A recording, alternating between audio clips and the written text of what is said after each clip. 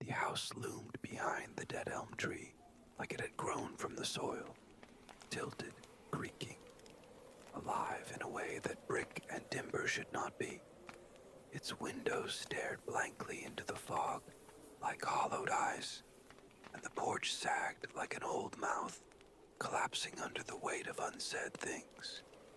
Mara stepped out of the cab, one boot sinking slightly into the wet gravel as the door slammed shut behind her. The driver didn't wait to be tipped. Tires hissed over damp earth and disappeared into the mist like he'd never been there. She didn't blame him. The house didn't feel abandoned, not in the way you'd expect of something left to rot. No, it watched. Every inch of weather-worn siding, every crooked shutter, exhaled something still and unseen, like it was holding breath in the attic. Mara adjusted the strap of her overnight bag across her shoulder, then tugged her hood up. The cold settled under her clothes with too much ease, curling around her ribs like fingers, pressing. Her eyes flicked up toward the second-floor window. It was dark, but she could have sworn. Did something move? She blinked hard. Don't be stupid. The wind dragged through the trees with a dry whisper. Leaves scraped across the porch like nails. She took a hesitant step forward, her heart tapping an uncertain rhythm against her ribs.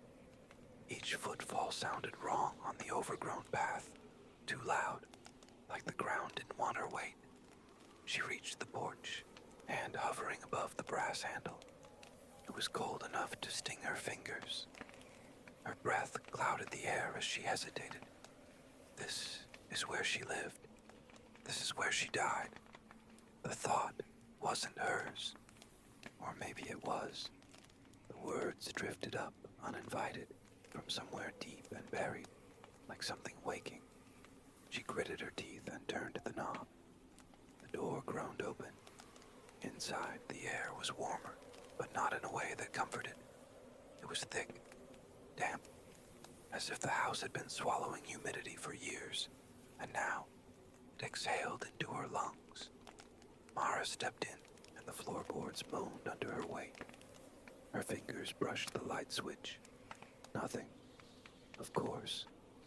She drew her phone from her coat pocket, the weak flashlight cutting a pale cone through the darkness. The interior hadn't changed much from the old photos. Floral wallpaper peeled at the corners. A faded love seat sagged near the fireplace. Dust shimmered in the light, like floating skin cells disturbed after years of stillness. But there were no cobwebs. That struck her suddenly. For all the decay, the place was clean. No mice, no mold, no droppings. Just old things waiting in silence. She moved through the living room toward the staircase. Each creak beneath her feet felt sharper, more intimate, like the wood recognized her presence. Her mother had grown up here, or tried to. The stories she told, well, whispered in half-asleep rambles after nightmares, had always painted this house as a place of not rightness. Mara had stopped listening after she turned 12. She'd labeled it trauma, rewired memories, the kind that decay with time like old tapes left in the sun. But now, walking these halls, feeling them press against her skin like breath, she wondered, what had her mother seen here? Why had she never come back? The light flickered as she reached the top of the stairs. Her heart stuttered. The hallway stretched ahead, lined with doors that all stood slightly ajar. The wallpaper here was different, flesh-colored, peeling in long curling strips, like sunburnt skin. Her breath caught. Something creaked ahead of her, not beneath her feet, beyond. She swallowed hard, just to the house settling. That's what old houses do. But her hand was trembling as she reached for the nearest door. Behind it was a bedroom, hers presumably, the one her mother had mentioned. Faint pink walls, a small bed, a cracked dresser. A single doll rested on the windowsill. It hadn't been touched by time. Its porcelain skin gleamed faintly in the light, its glass eyes reflecting the beam back at her. Mara frowned. She hated dolls. Her mother had hated them too. Why was it here? The silence in the room deepened, thickened. Her skin prickled with the sense of being watched, not just from behind, but beneath. The floorboards under the bed pulsed with a sound so soft she almost didn't hear it. A breath, a shift, a heartbeat. She froze. The flashlight quivered in her grip. Then, a whisper, not in her ear, not aloud, inside, carried on her own breath. She left me. Mara stumbled back, hand slamming the light switch out of habit. Nothing. She spun, backing toward the door. Her heel knocked against something. Wood. A board. No, it moved. Slid. The floor. There was a seam near the foot of the bed. A tiny, deliberate gap between the boards. She knelt. Slowly. Fingers shaking, she pressed it down.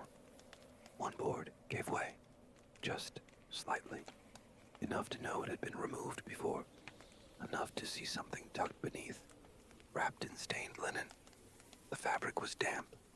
Wet. She reached. The light snapped off. Complete darkness. Breath against her cheek. And then, a voice, low and rasped, bloomed from beneath the floor. You came back wrong. The darkness in the room wasn't still. It moved. Mara could feel it, like warm breath brushing over her eyelids. Her heart slammed against her ribs, trying to punch its way out, and every instinct screamed to run. But her knees stayed locked, her hands still hovering over the loosened floorboard. You came back wrong.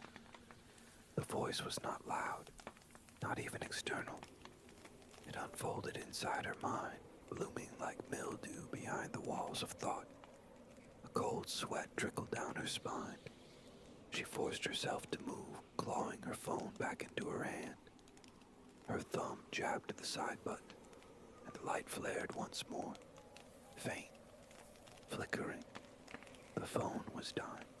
The battery indicator barely read, but it was enough to see. The linen-wrapped shape beneath the floorboard was no longer still. It pulsed.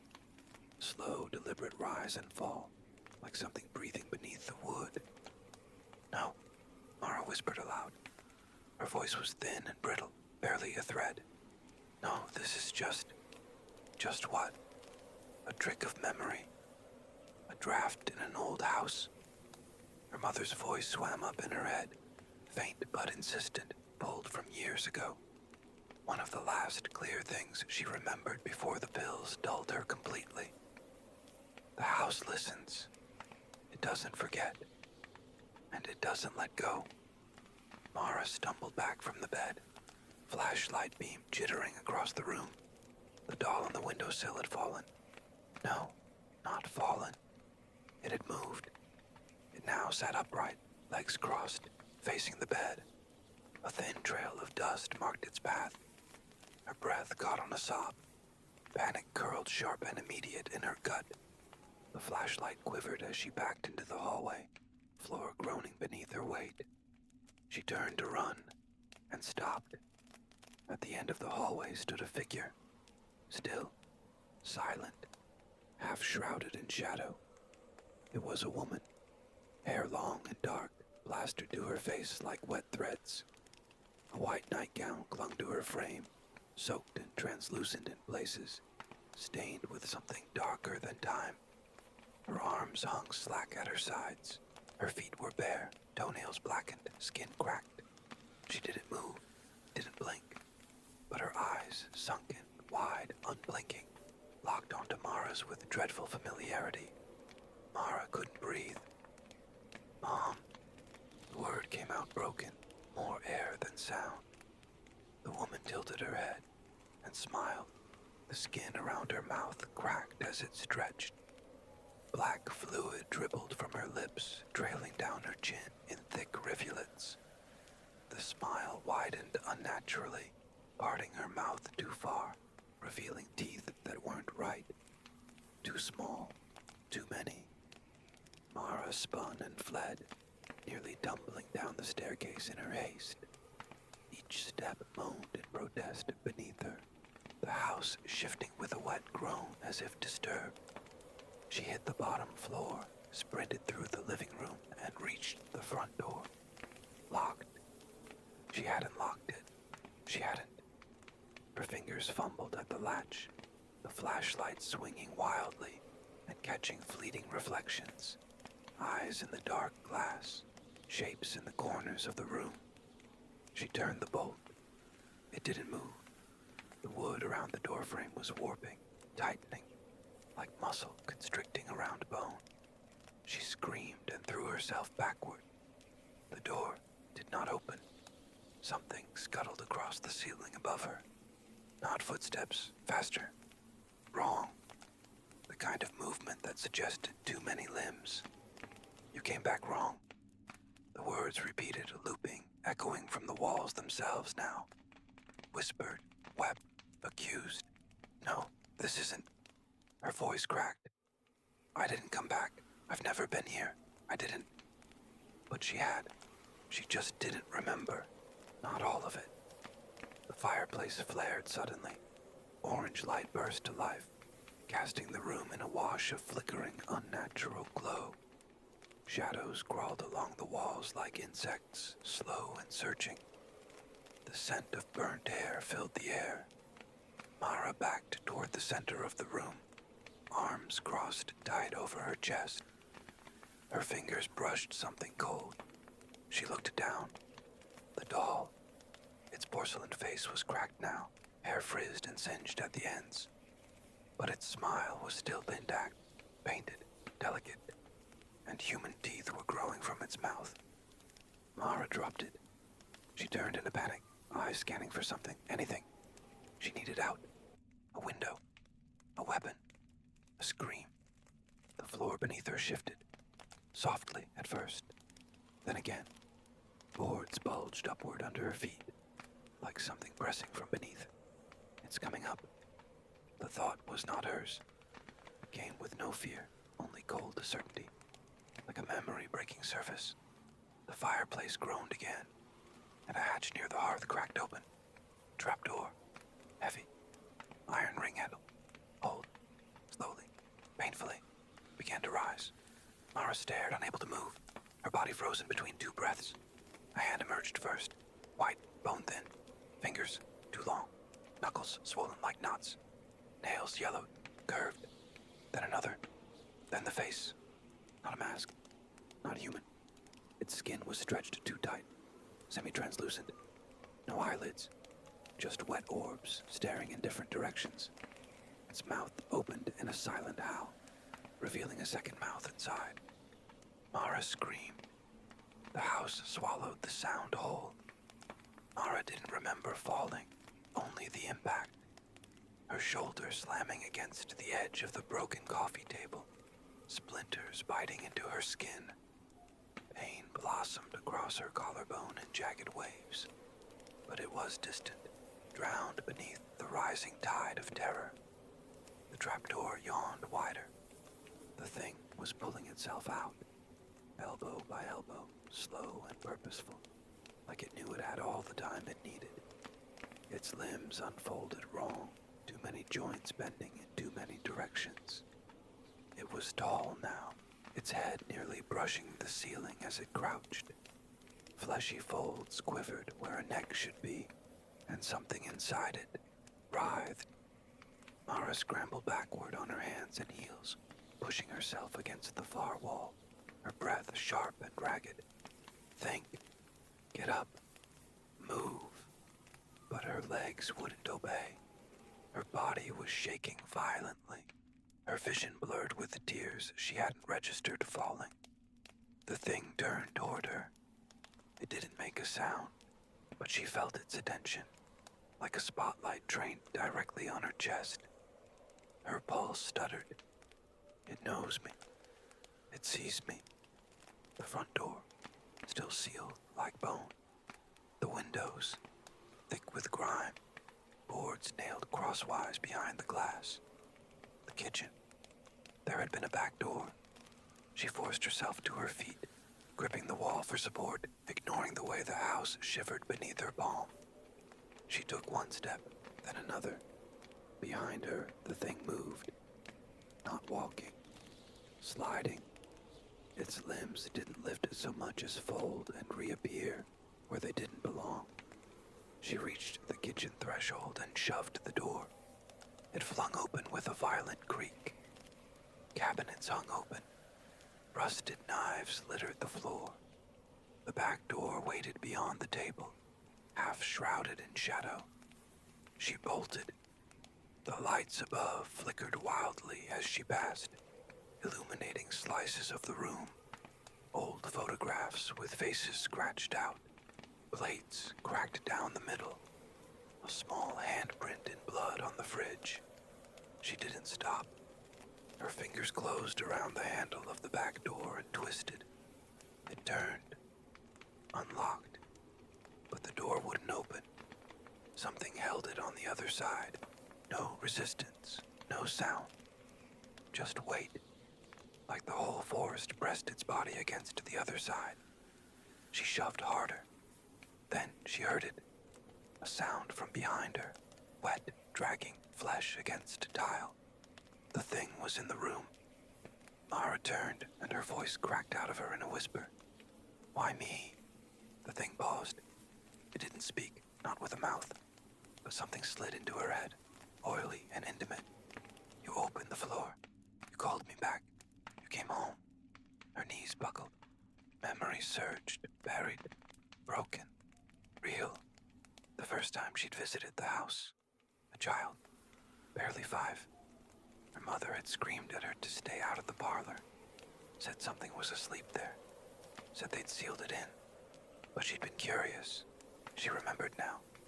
A loose board. A strange whisper in her ear. Cold fingers brushing her ankle when no one else was in the room.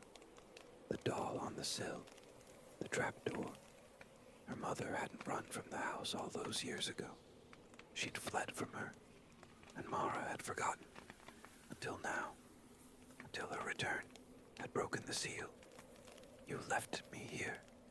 The voice coiled in her skull. "You left yourself here. The part that belonged to me." The thing moved closer, its limbs shifting and reforming. It was taking on her shape now.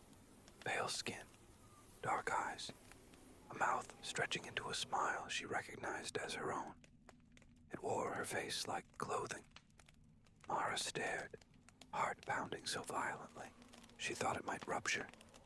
"I don't belong to you," she said hoarsely. "You do now." Its fingers reached out, skin split along the knuckles, revealing raw, red tissue beneath. She lunged toward the knives. Her hand wrapped around a rusted cleaver just as the thing reached her. She swung, screaming, and felt it bite through flesh, not hers, its. The thing shrieked, not aloud, but deep inside her bones. A psychic scream that made her nose bleed and her teeth ache. It recoiled. She struck again. Each hit sent it skittering backward, shriveling, convulsing into something smaller, something closer to what it truly was. An echo, a parasite. She didn't stop swinging until it was a puddle of limbs, twitching in a pool of dark fluid that steamed against the cold tile. Her chest heaved. The kitchen lights flickered one last time, then held steady. The back door creaked open. Only forest beyond. Still, silent. She staggered outside, collapsing onto the damp grass. The air tasted clean, real, but behind her the house exhaled. The floorboards shifted, and something laughed beneath them. Mara sat in the grass, every breath scraped from her lungs like broken glass dragged across stone. The stars above were obscured by clouds, and the moon hung low, bloated and yellow, like an eye swollen shut. The air was still, but the silence wasn't comforting. It watched her. Behind her, The house creaked again, not with wind, not with settling, with movement. Her fingers clenched the cleaver, the blood already drying, flaking across her skin. The metal was heavy, but the weight no longer reassured her. Her arms were trembling, not from the cold, but from the aftershock of what had happened, of what had awakened. The back porch light flickered weakly, casting long shadows that stretched across the grass like reaching fingers. She couldn't stay here, couldn't keep pretending that walking into that house hadn't broken something she could never fix. Her gaze lifted toward the dark tree line. The car is gone. The road's too far to walk in this light. You're trapped. The thought stabbed in, clinical and quiet. She turned back toward the house, unable to stop herself. The front windows glowed faintly, but not from the electricity. Something pulsed in the glass. A shape. Her own reflection. Except it wasn't a reflection. It smiled. Wide. Too wide. And slowly raised one hand to press against the inside of the window. Mara stepped back. No. Her whisper cracked in the air. Her throat was raw. She hadn't realized she'd been screaming maybe the whole time. Maybe only in her mind. The figure in the window turned, as if listening to something behind it. Then it began to walk, room to room, inside the house, tracking her. She moved around the side of the house, keeping low. The grass was cold beneath her palms, each blade damp with dew or something thicker. The cleaver hung from her fingers. Her muscles ached. A noise, soft, rhythmic. She froze. Footsteps. On the porch. She darted behind the dead elm tree, pressing her back to its bark. The wood felt warm, pulsing faintly beneath her skin like something breathing. The branches creaked above. Then she saw it. The door opened, and something stepped out. Not the creature she'd fought. Not her. A third thing. Small. Childlike. Wearing the nightgown from the photo on her mother's dresser. It looked up toward the tree, eyes glowing faintly. Mara's hand clamped over her mouth. The thing smiled. You left me here. The voice was high, sing-song, but the echo beneath it was ancient, starved. Her knees buckled again. I didn't know. You knew enough to run. The girl walked forward, bare feet sinking into the soil. The earth around her blackened. Mara scrambled back, losing her grip on the cleaver. It clattered. The sound exploded into the night like thunder. The girl's head snapped toward her. Then everything went still. No sound, no wind, no breath. Only the girl. Mara turned and ran. Not toward the road, not toward safety, toward the well. It stood like a scar at the edge of the woods, overgrown, covered in ivy. She had seen it in a dream once, her mother's voice whispering, "It's deeper than it looks, older. Don't touch it." She touched it now, threw the vines aside. The well's stones were cold, rough beneath her hands. She leaned over the edge, peering into the darkness. No bottom. Behind her, the girl's footsteps approached, delicate, steady. "You want me?" Mara hissed, voice raw. "Then come get me." She climbed over the rim, balanced, arms out. The child stopped several feet away, smiling, waiting. A whisper again. This time, not from the child, from the well. Bring her back. Close the door. Mara understood then what her mother had tried to seal, what she had unsealed. This thing wasn't just a ghost, not just a curse. It was a fracture, a breach in what was real and what wanted in. And she was the crack that had let it breathe. So she did the only thing she could. She leapt down into the darkness. The wind screamed around her, a roar of 1,000 forgotten voices. She plummeted, and something met her halfway. Not arms, not claws, but teeth. The house on which Elm Road is empty now. The windows don't watch anymore. The the floorboards don't creak. But sometimes, when the wind dies and the trees hold their breath, you can hear it, the sound of footsteps from underneath. And if you listen too long, you might just remember what you left behind.